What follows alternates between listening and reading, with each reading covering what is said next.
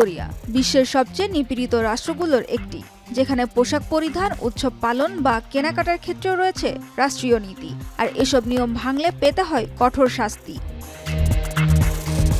গেল 10 বছরে উত্তর কোরীয় সরকার জনগণের ওপর পূর্ণ নিয়ন্ত্রণ প্রতিষ্ঠা করেছে। কর্মসংস্থান, বাকস্বাধীনতা, এমনকি বেঁচে থাকাটাও সেখানে নিয়ন্ত্রিত।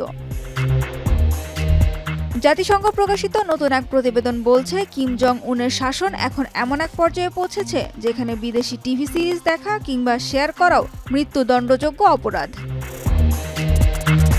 রিপোর্টে আরও বলা হয়, 2015 সালের পর 6টি নতুন আইন কার্যকর হয়েছে, যার মধ্যে আরও নানা অপরাধে মৃত্যুদণ্ড দেয়া হচ্ছে। এছাড়াও শিশু, এতিম ও দরিদ্র পরিবারের সদস্যদের নির্মাণ, খনন, এমনকি সামরিক প্রশিক্ষণের মতো কঠিন শ্রমে জোর করে নিয়োগ করছে সরকার।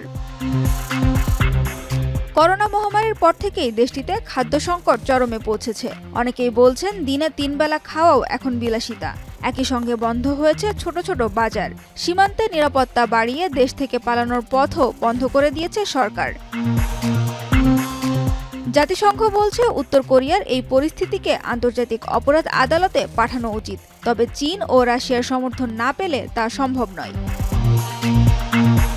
এদিকে সম্প্রতি চীনের সামরিক কুচকাওয়াজে কিমের পাশে চীনা ও রুশ প্রেসিডেন্টের দাঁড়িয়ে থাকা এই নিপীড়নের প্রতি তাদের নীরব সমর্থনেরই ইঙ্গিত দেয়।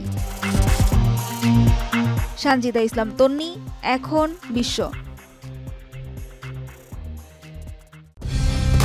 কালার এক্সপার্ট, জর্জ স্যাপ এবং মাইল্ড অন হ্যান্ডস টেকনোলজি সমৃদ্ধ অরিক্স ক্রিস্টাল ওয়াশ আপনার লন্ড্রি এক্সপার্ট।